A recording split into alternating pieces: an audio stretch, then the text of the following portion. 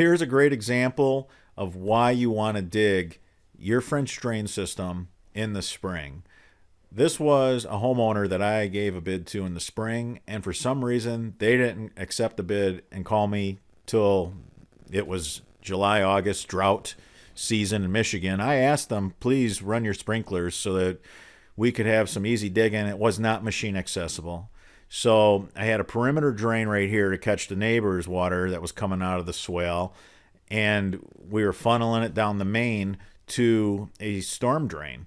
And the guys had the pickaxe this entire 80-foot, stretch. It was tough, and I felt bad for them. I even asked the homeowner, please run your sprinkler system, and they had not. So we extended all the downspouts to the French drain system to help evacuate the water quicker. When I was here in the spring, this yard was just so saturated the kids couldn't play, and that's how we ended up here.